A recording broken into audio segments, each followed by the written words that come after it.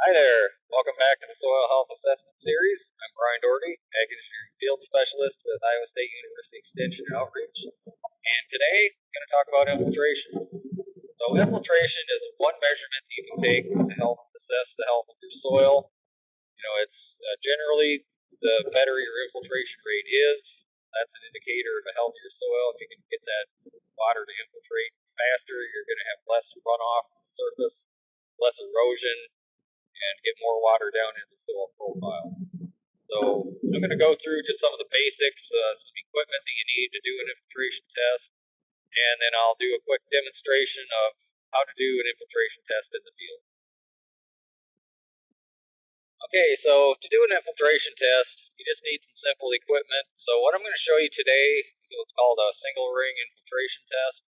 So this is a kit that I purchased online. I'll link to that at the end of the video if you're curious. But really all you need for this test is some sort of a ring. So this is a nice aluminum ring. You don't have to buy one. You might have something laying around the shop that'll work, but just make sure that it doesn't have too thick of a sidewall on it.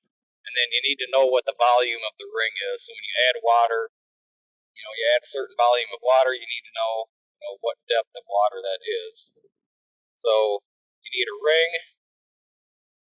You need something to pound the ring in with. It's a good idea to have a block or something so you don't damage it. A tape measure, so you know how deep you're going with the ring. You want to have a certain amount, still sticking up from the surface. It's a good idea to have some saran wrap. I'll explain what that's for in a minute when we do the test. And then you just need some water. So this kit I bought comes with a pre-sized cup. So this will add exactly 1 inch of water to that ring, so that's handy to have. So I'm going to get set up here and we'll do an infiltration test. So we've got a ring pounded in here. So a few things to note before I get started with the infiltration test. You want to make sure your ring is fairly level when you get it pounded in. You can see I'm on a bit of a slope here, so it's a little bit more of a challenge. Second thing, if you've got any vegetation inside your ring, you'll want to just kind of trim that down pretty close to the surface. And then once you get your ring pounded in, you want to just very gently go around the edge with your finger and just kind of press that soil back in around the edge of the ring. Otherwise, you can end up with preferential flow going right down the side of the ring, and that'll, make your infiltration rate look higher than it actually is. So I also mentioned the saran wrap earlier, so you can hopefully see in the video here I've got saran wrap actually laid in the ring, and then I put the water poured in on top of that. So what that does is if you just dump your water straight in, you can end up kind of, it's not going to infiltrate evenly right off the bat, and it also can disrupt your aggregation on the surface and, just kind of messes up your reading a little bit. So we recommend using a little bit of saran wrap, and then to start the test, have your stopwatch handy, and then just kind of gently pull that saran wrap out. The whole surface wets down at the same time, and you start your reading.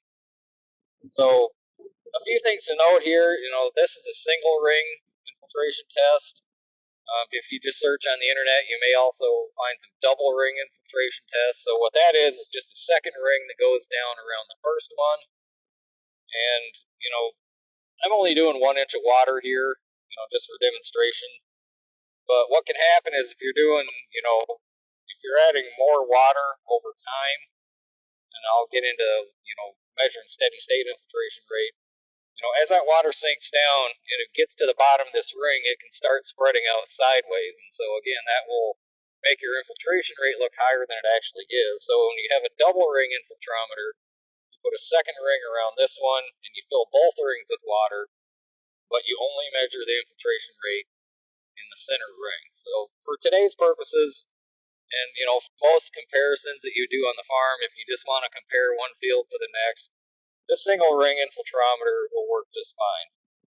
The other thing that I want to caution with infiltration rates, you'll hear some rates, somebody might say, well, my infiltration rate was X, but you want to question a little bit, is that their initial infiltration rate or is that a steady state infiltration rate? So if I want, right now I'm just measuring initial infiltration rate for 1 inch of water. If I wanted to measure steady state infiltration, or what the soil's capable of still infiltrating once it's completely saturated, then I would have to keep adding water to this. I would measure how much water I added, I would time it, and then you just keep repeating that until that rate basically flattens out. So what happens initially, the water will soak in very rapidly, and then it's kind of an exponential decline over time. That rate slows down pretty rapidly, and then it'll eventually level off at some lower level. So just be aware of that when you hear infiltration rates. You might want to ask, which rate are they referring to? How long or over what period of time did they measure that rate? Because that's very important. So, I don't know if you can see here, this is soaking in fairly quickly. This is a cereal rye cover crop.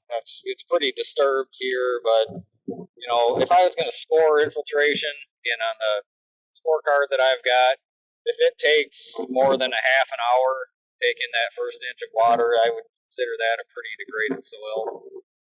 Ideally, you want to be able to handle some heavy rainfall and, get a lot of that water to infiltrate, in the first hour.